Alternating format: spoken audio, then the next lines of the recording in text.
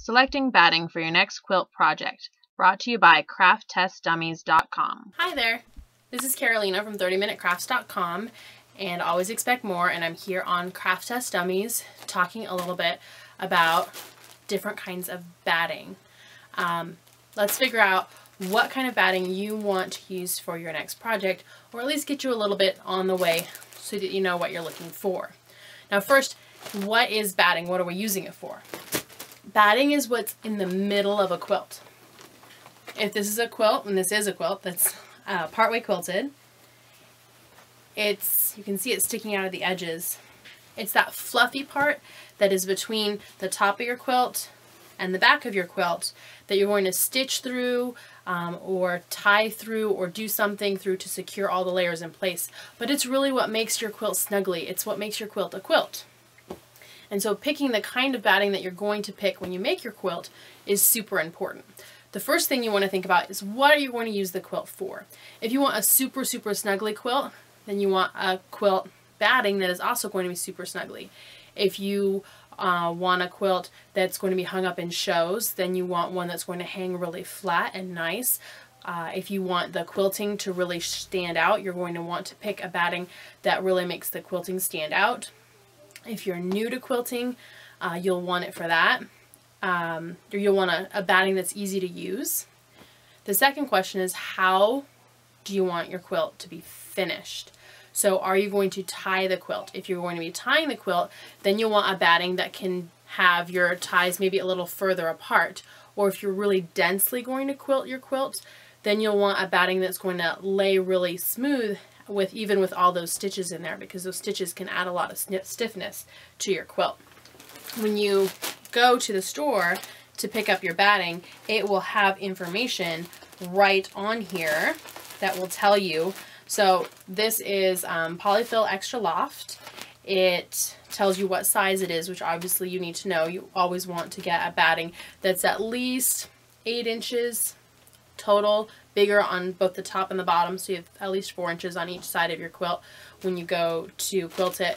If you're having your quilt long arm quilted and you're buying the batting and bringing it to your long armer, you'll want to check with your long armer how large he or she would like the batting to be versus the size of the quilt. So this one says it's breathable, ideal for bed and baby quilts, easy to needle, washable, and non-allergenic. Recommended quilting distance 2 to 4 inches. So this is going to need to be quilted pretty close together. And this is 100% polyester. It's good for hand machined. It's bonded, and it's got a medium loft. So let's talk a little bit about what some of those things mean. So I talked a little bit about drape. Drape is how the quilt's going to drape on the bed, how it hangs. Or if you're hanging it on a wall, how it's going to hang on the wall. The grain is, see how you got a little bit of stretch this way? You've got a whole lot more stretch that way. So it's how much stretch you have in the grain.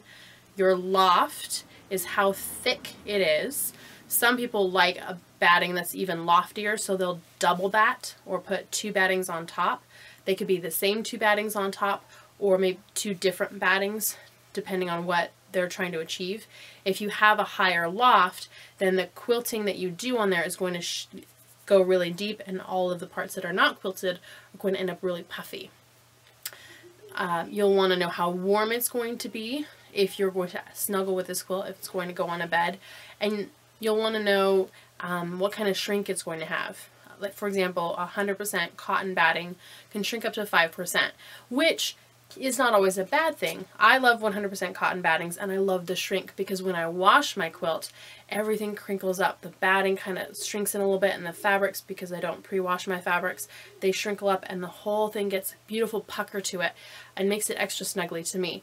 But some people don't like that, so that's something that you'll want to consider when you're buying your batting.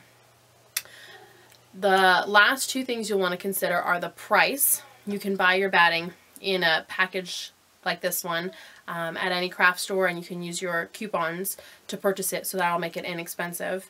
But I find when I buy a lot of batting like this, then I have a lot of waste because I use these and my quilt's never the same size, and I don't make enough placemats and coasters to make all that waste worth it.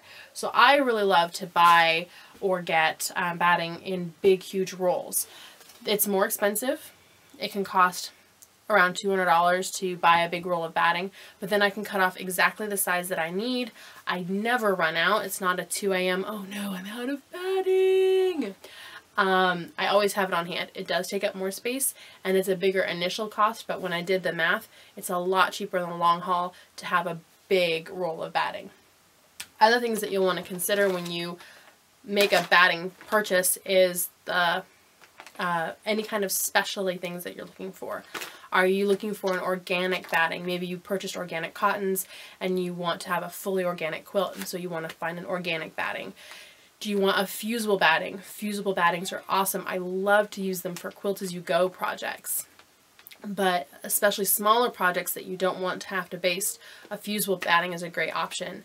If you're making a dark quilt, this one is a dark quilt, a black batting would have been a great option for this. Some battings, especially cheaper battings, will beard, meaning that the fibers will start puckering up and pulling through the fabric.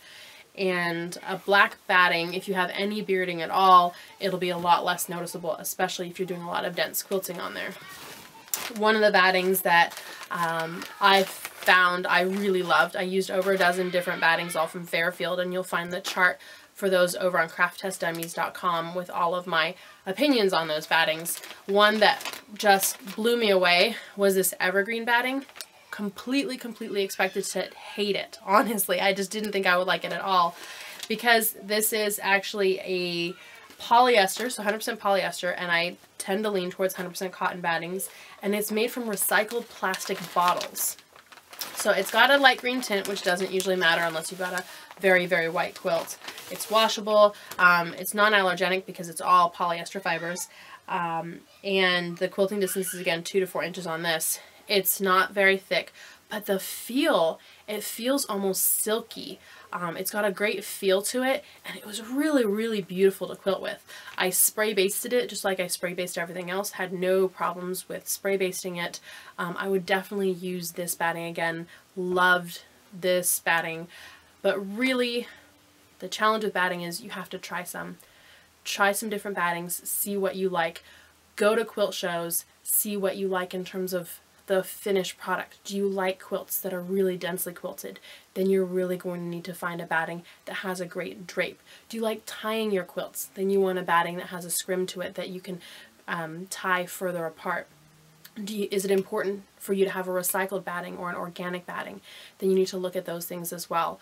So there are so many choices in batting. Make sure that you read your packaging and do your research, and hopefully I've given you the questions that you need to ask when you search for batting for your next quilting project. This is Carolina from Craft Test Dummies. Thanks for swinging by. Good luck!